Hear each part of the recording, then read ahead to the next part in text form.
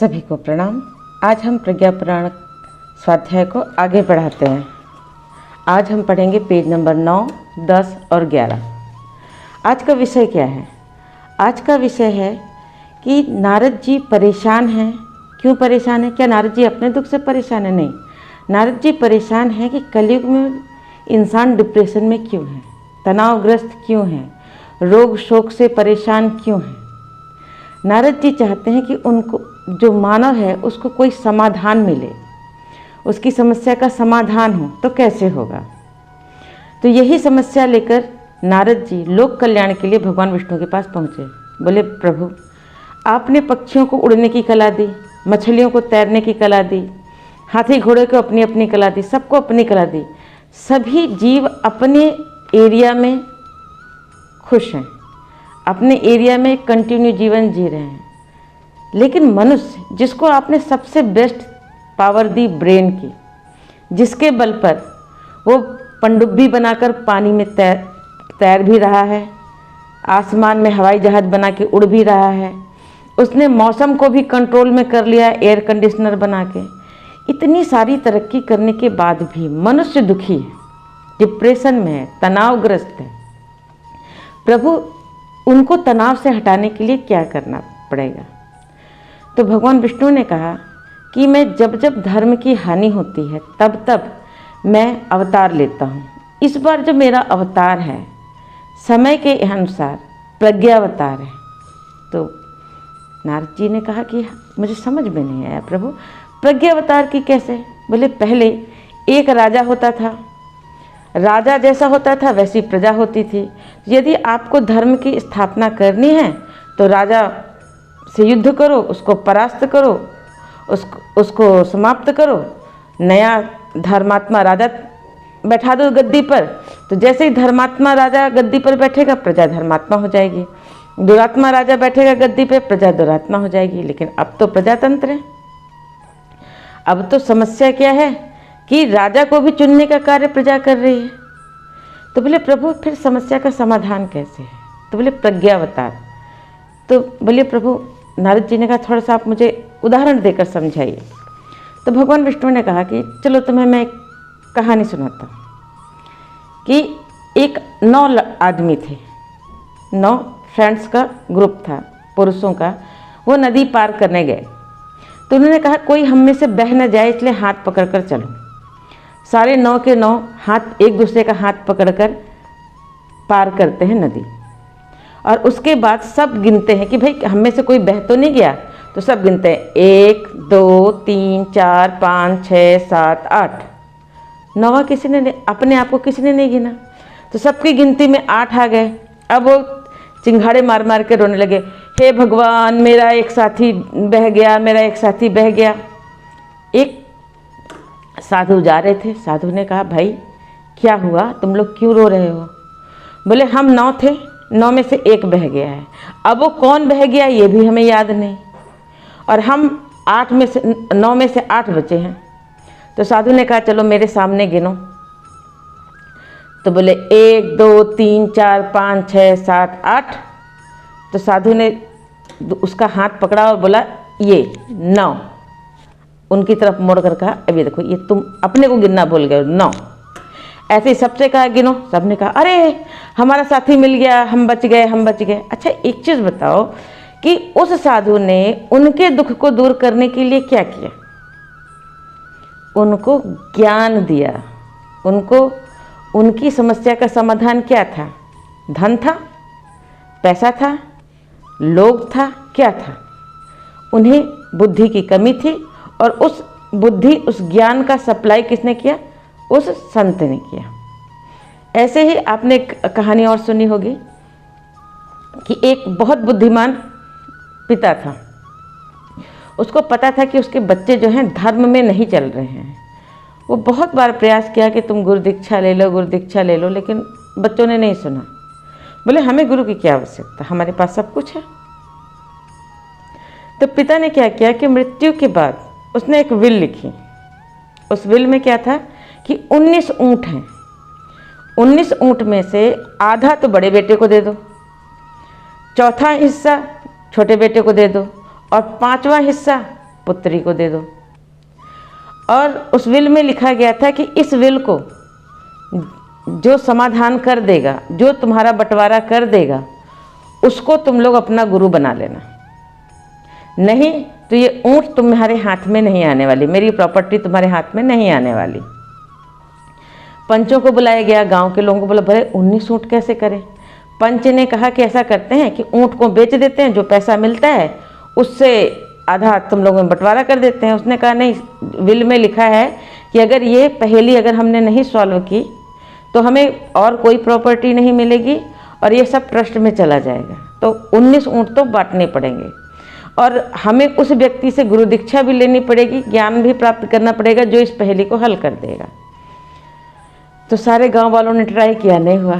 तो बोले एक बहुत बड़े महात्मा हैं जिनका गुरुकुल चलता है, चलो उनके पास चलते हैं, शायद वो समाधान कर दें। उनके गुरुकुल में 19 ऊँट लेकर पहुंचा गया और बोला गया भाई ये विल है और अगर ये विल सॉल्व नहीं होती तो इनको कोई ऊँट भी नहीं मिलेंगे और बाकी प्रॉपर्टी भी नहीं मिलेगी। तो गुरुजी ने कहा कि ठीक है, ऐसा करो कि तुम्हारी समस्या समाधान करने के लिए हमारे पास भी एक ऊँट है, तुम अपने 19 में से हमारा एक ऊँट ले लो उपहार में। तो बोले इससे कोई प्रॉब्लम तो नहीं होगी? बोले नहीं नहीं कोई प्रॉब्लम नहीं होगी, तुम एक ले लो। तो 20 हो गए। बोले अब इसका 20 का आधा करो, तो 10 हो गए। तो बड़े बेटे से कहा कि आप इस 10 ऊँट को अपने पास अधिकार में ले लीजिए। छोटे बेटे से कहा तुमको कितना मिलना है? बोला चौथाई हिस्सा। बोले 20 का चौथा पार्ट क्या हुआ? बोले चौथा पार्ट हुआ 5, 5 चौक 20।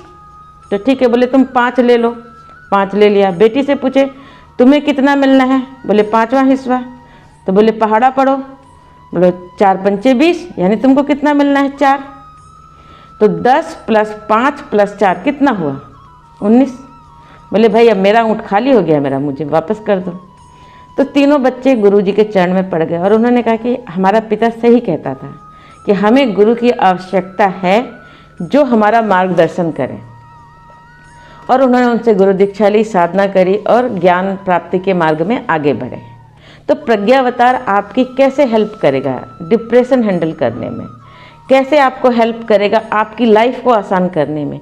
ये जो प्रज्ञा पुराण की जो मैं कथाएं आपको सुना रही हूँ, ये आपको ये परम पूज्य गुरुदेव जो हमारे प्रज्ञावतार हैं वो आपके जीवन को कैसे आसान बनाएंगे। तो आजकल डिप्रेशन कहाँ है? डिप्रेशन, दुख, तनाव इसका 2 पार्ट होता है, एक तनाव देने वाला और एक तनाव सहने वाला। 2 हुए, 2 पार्टी हुई, एक दुख देने वाला, दूसरा दुख सहने वाला, 2। तो अध्यात्म कहता है कि अगर ये 2 पार्टी हैं तो सॉल्यूशन कहाँ अप्लाई करा जाएगा? प्रज्ञावतार कहता है कि सॉल्यूशन किस पर अप्लाई किया जाएगा, दुख देने वाले पर या दुख सहने वाले पर? तो बोले सबसे पहले हमें सॉल्यूशन अप्लाई करना है दुख सहने वाले पे, तनाव झेलने वाले पे। क्यों? क्योंकि आउटर को आप कब तक कैसे, हमेशा आप आउटर को हैंडल नहीं कर सकते। अगर एक बच्चा है वो स्कूल जाता है और रास्ते में उसको दूसरा बच्चा पीटता है, तो मान लीजिए एक बार आप उस दूसरा जो पीट रहा है उसको आप करेक्ट कर सकते हैं, लेकिन वो चला गया तो फिर दूसरा बच्चा आ जाएगा पीटने के लिए। अगर आपका बच्चा मजबूत नहीं हुआ तो वो हमेशा पीटेगा। पीटने वाले हाथ दूसरे हो सकते हैं, लेकिन वो कमज़ोर रहा तो वो परेशान होगा। तो अध्यात्म क्या कह रहा है कि भाई दूसरे बच्चे को करेक्ट करने से पहले अपने बच्चे को मजबूत बनाइए। आपका बच्चा इतना मजबूत हो जाए कि वो उन बच्चों से लड़ने के लिए स्वयं सक्षम बन जाए, तो एक से क्या सबसे निपट लेगा। वैसे ही अगर आपके जूते में कंकड़ हो, वो कंकड़ ज़्यादा नहीं चुभता जो रोड पर होता है। कंकड़ कौन सा चुभता है? जो आपके जूते के अंदर होता है। अब आजकल डिप्रेशन का आप इलाज कैसे कराते हैं? आपके जूते में कंकड़ है और आप अपना जूता खाली करने को रेडी नहीं है। आप डॉक्टर के पास जाते हैं, डॉक्टर आपको दवाई देता है, कहता है सो जाओ, बैठ जाओ। अब वो कहता है इतने देर तक आप मत चलो, तो आप उतनी देर तक नहीं चलते, आपको दर्द नहीं होता। लेकिन जैसे ही चलना शुरू करते हैं वैसे फिर से दर्द शुरू हो जाता है। तो क्या दवाई से आप सोकर अपने ब्रेन को रिलैक्स करके क्या उस समस्या का समाधान कर सकते हैं। कॉज क्या है? जूते के अंदर का कंकड़। अगर आपके पैर में जोंक लगी है तो आपको एक कॉफ़ी पीने से, चाय पीने से, कोई दवाई लेने से ठीक नहीं होने वाला। थोड़ी देर के लिए आपका दर्द जा सकता है, लेकिन जोंक को तो हटाना ही पड़ेगा ना आपको। जूते की कंकड़ तो हटानी ही पड़ेगी। तो वो कौन करेगा?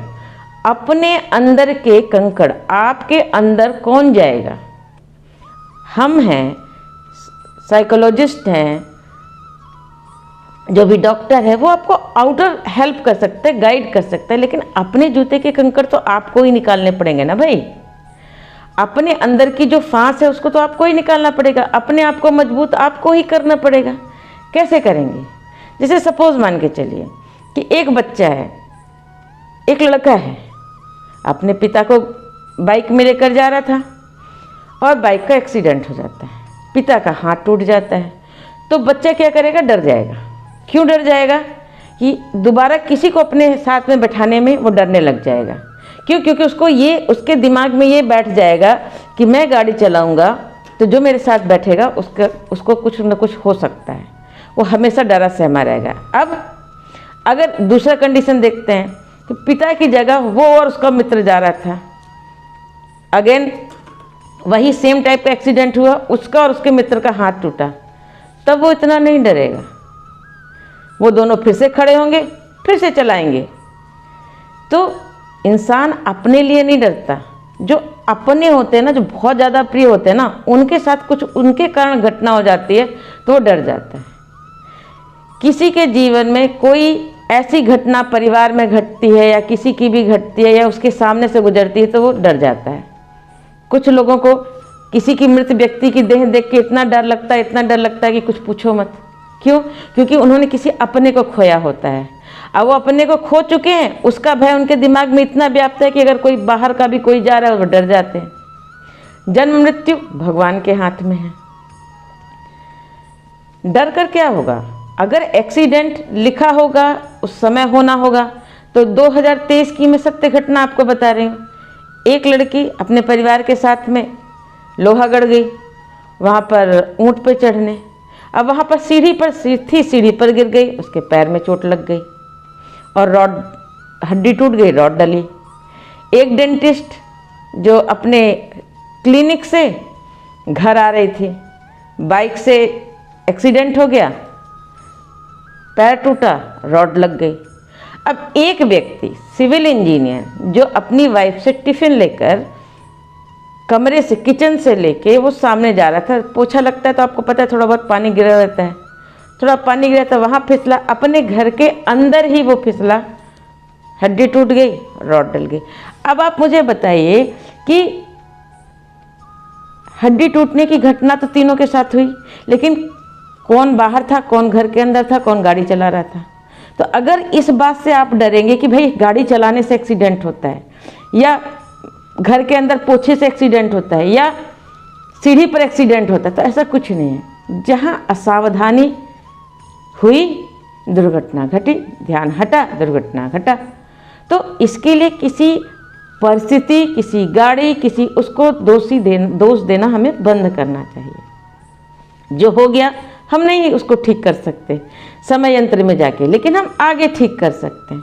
तो प्रज्ञावतार परम पूज्य गुरुदेव कहते हैं कि यदि आप स्वाध्याय करते हैं, सत्संग करते हैं, अपने अंदर मजबूती लाते हैं, अपने जूते के कंकड़ निकालते हैं, पूरी दुनिया में आप मखमल नहीं बिछा सकते। एक राजा था, उसका बेटा पैदा हुआ, राजा बेटा बहुत सुंदर था, इतना कोमल था, वो बाहर खेल रहा था, उसके पैर में कंकड़ चुभ गया। राजा ने मंत्री को बुलाया, बोला पूरी जगह पर मखमल बिछा दो, जहाँ जहाँ मेरा बेटा जाए सब जगह मखमल बिछा दो। अब भाई कैसे संभव है?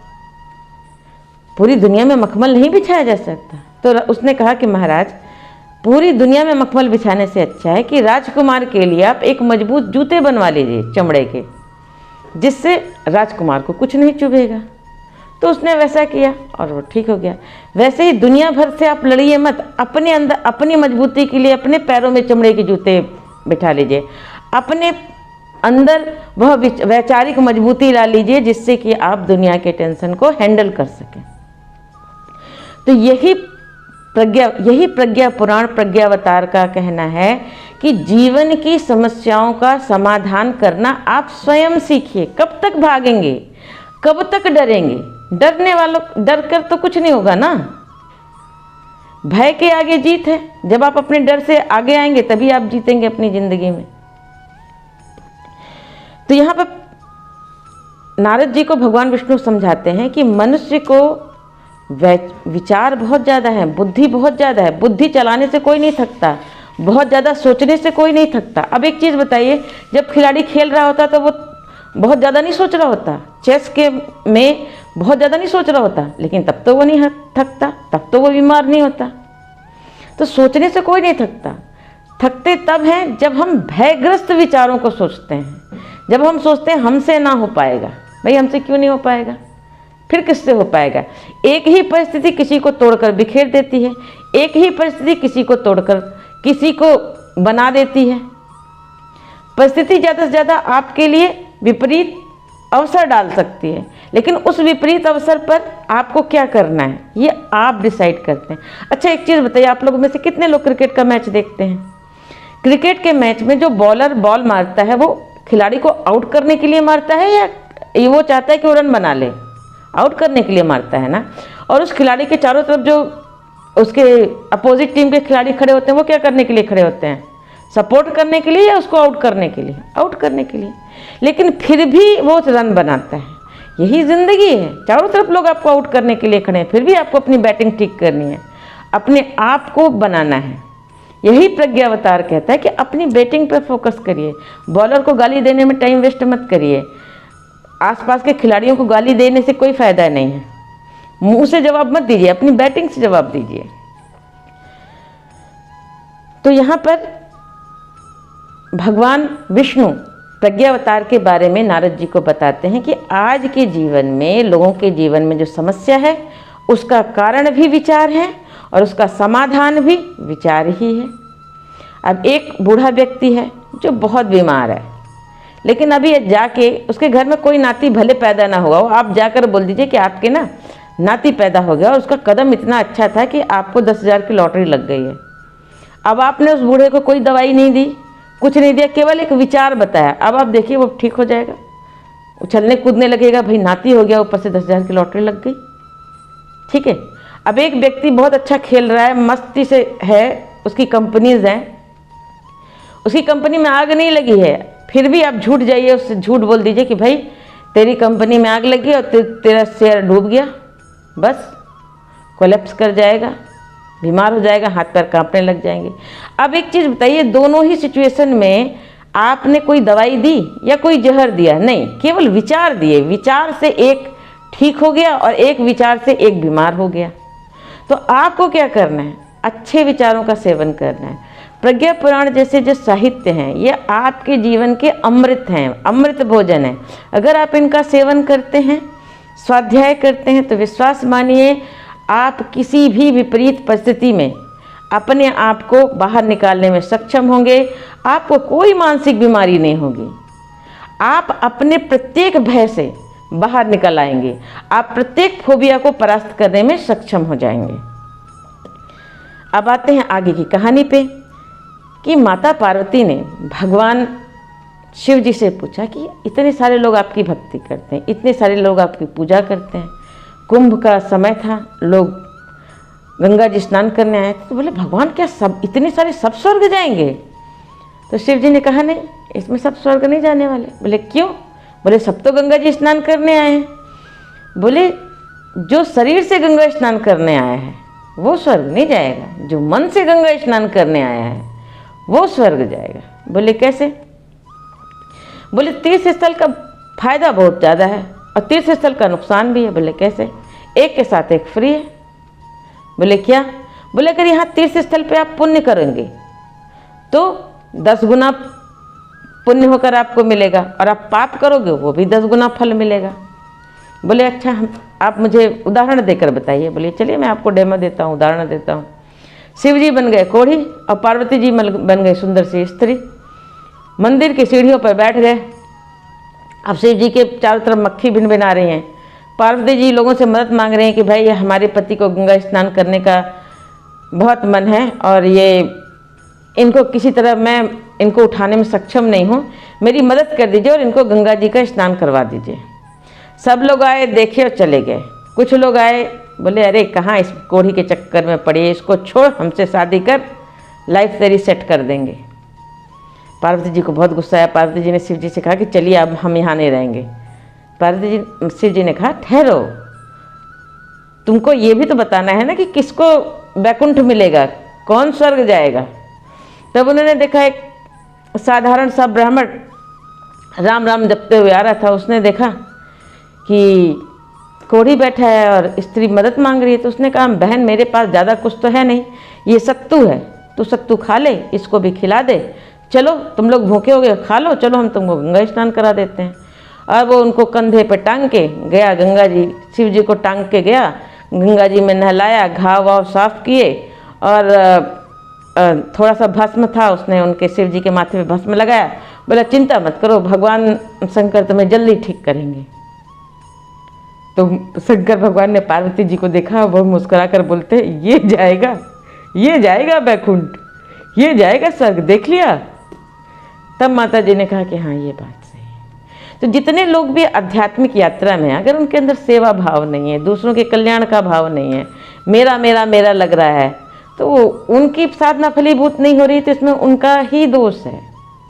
अगर आप सच्चे मन से, सच्चे भाव से, सच्ची आस्था से भगवान का काम करते हैं, भगवान का नाम लेते हैं, भगवान के अनुसार जीवन जीते हैं, तो आपके जीवन के समस्त संकट स्वतः दूर होते चले जाएंगे।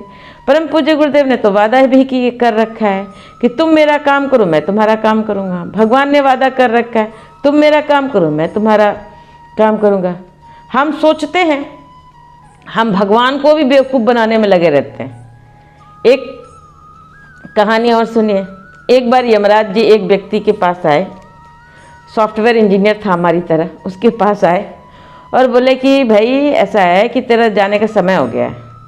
आदमी बहुत बुद्धिमान था, उसने कहा कि क्यों भाई? बोले आज लिस्ट निकाली थी, प्रिंट आउट निकाला था, उसमें तुम्हारा नाम फर्स्ट है, तो कोई तुम्हारी अंतिम इच्छा हो तो बताओ।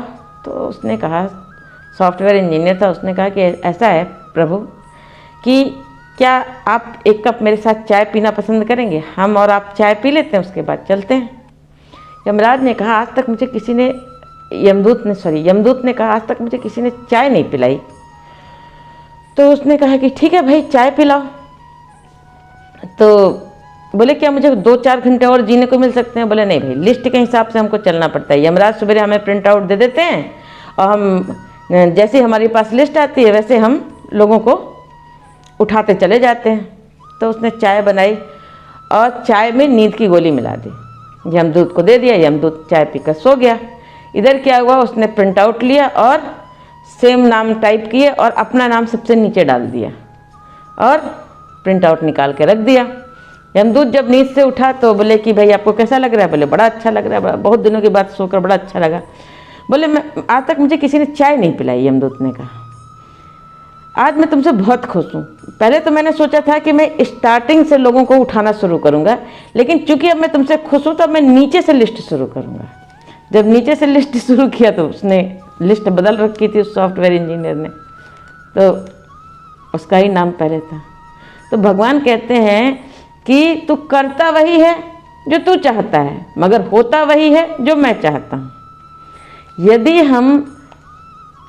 यदि वह कलुषता ना करें, हम बहुत ज़्यादा कालनेमी बुद्धि अप्लाई ना करें, सरल सहज जीवन जिए तो हमारा जीवन बहुत आसान होगा, बहुत शांति से हम जीवन जी सकते हैं। लेकिन आजकल के जो आस्था संकट का समय चल रहा है, हर व्यक्ति को कुछ ऐसा चाहिए, कुछ ऐसा ट्रिक चाहिए, कुछ ऐसा किक चाहिए कि उन्हें लगता है कि नहीं भाई हमारे जो पूर्वज कह के गए हैं, जो हमारे ऋषि पुराण ग्रंथ कह के गए हैं वो सब गलत है, जो हीरो हीरोइन कह रहे हैं वो सब सही है। टीवी में विज्ञापन आता है, वो उन चीज़ों का विज्ञापन करते हैं जिनको ना वो खुद खाते हैं ना उनके बच्चे खाते हैं, लेकिन आपको विज्ञापन करके जहर दे के चले जाते हैं, आप उनकी बात मानकर खा लेते हैं। आप जाइए, जितने भी बड़े सेलिब्रिटी हैं जो आपको कोक पिज़्ज़ा इन सब का एडवर्टीजमेंट कर रहे हैं, शैम्पू प्रोडक्ट इत्यादि का कर रहे हैं, आप जाइए, आप देखेंगे कई सारे हीरोइन, आप अगर आप उनके घर में जाएंगे तो आपको सारे आयुर्वेदिक सामान मिलेंगे और 1 घंटा योग करते हुए मैडम मिलेंगी, लेकिन विज्ञापन किस चीज़ का देंगे? केमिकल का। तो आप उनकी बात मान रहे हैं। जो डॉक्टर हैं, अब जो अंडे और मुर्गी के जो पोल्ट्री फार्म्स हैं, वो उनको बुला कहते हैं संडे हो या मंडे रोज खाएं अंडे, और बताते हैं कि जो मीट नहीं खाता उनके अंदर मतलब सारे ताकत की कोई सामान ही नहीं पहुंचते। अच्छा, आप उनसे ये पूछिए कि घोड़ा मीट खाता है, हाथी मीट खाता है? आप हॉर्स पावर की बात करते हैं ना, आप शेर के पावर की तो बात नहीं करते। क्यों? वो तो घास ही खाता है, खुली हवा में रहता है, तो वो कैसे पाता है? वो कौन सा मीट खाता है? कौन सा चिकन सूप पीता है घोड़ा? आप बता सकते हैं? नहीं। वो आस्था संकट ऐसा है इस समय मांसाहार को लेके, पूरी मांसाहार इंडस्ट्री इतना भ्रामक आपको बातें बताती है। भाई आपको पता है जितने अंडे में प्रोटीन नहीं है, उससे ज़्यादा प्रोटीन आप मिक्स दाल को भिगोकर अंकुरित करके खाइए, उससे ज़्यादा है। मूंगफली में है, हमारे अलसी में इतने सारे ओमेगा हैं। नहीं भाई, इनका विज्ञापन करेंगे तो इनकी इंडस्ट्री थोड़ी ना चलेगी। तो हम आज का युवा आस्था संकट के समय पे चल रहा है। आज वो इन्फ्लुएंसर सोशल मीडिया में फेमस हैं जो घटिया से घटिया काम कर रहे हैं। हमारे जैसे लोग जो आपके ज्ञान की बात कर रहे हैं, जो आपके उद्धार की बात कर रहे हैं, आपके लिए बात कर रहे हैं, आपके जीवन को अच्छा बनाने के लिए बात कर रहे हैं, उनके व्यूज़ देख लीजिए 200, 500, 800, ज़्यादा से ज़्यादा 1000। और वो देख लीजिए उल्टे सीधे कपड़े पहनने वालों का देख लीजिए, गलत सलत विज्ञापन करने वालों का देख लीजिए, उनके व्यूज़ जाके देखिए मिलियंस हैं। क्यों? क्योंकि आस्था संकट है। यहाँ कोई धर्म सुनने को तैयार नहीं है, यहाँ कोई सत्य सुनने को तैयार नहीं है, यहाँ कोई ज्ञान सुनने को तैयार नहीं है। यहाँ लोग मोह निद्रा में झूमने को तैयार हैं। कोई भी फिल्म उठा के देख लीजिए, शराब शबाब और नशे के बिना कोई बात ही नहीं, कोई फिल्म नहीं, कोई सीरियल नहीं, कोई वेब सीरीज़ नहीं। क्यों? क्योंकि वहाँ पर उनकी फंडिंग मिल रही है। हम लोग बात करते हैं कि नहीं भाई नशा छोड़ दीजिए, ध्यान करिए। अब ध्यान का तो कोई इंडस्ट्री ही नहीं है। ध्यान वाले तो कहीं अगर कोई ध्यान की इंडस्ट्री बन जाए और हीरो हीरोइंस को लाखों रुपए दे दें विज्ञापन के लिए, देखिए सारे हीरो हीरोइन टीवी में बैठकर ध्यान करने लगेंगे। ध्यान की इंडस्ट्री नहीं है ना। इंडस्ट्री किसकी है? नशे की। तो नशे की बात हो रही है।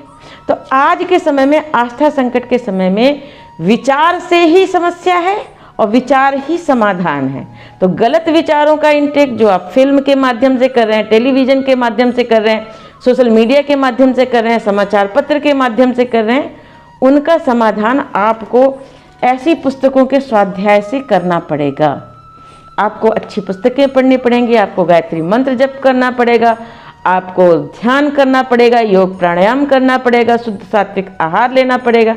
तब देखिए आपके जीवन में कोई समस्या ही नहीं बचेगी। जीवन को समस्याग्रस्त हमने स्वयं बनाया है और इस जीवन की समस्याओं का समाधान भी हम स्वयं कर सकते हैं। अब उल्टा सीधा खा लीजिए, पेट में गैस बनेगी।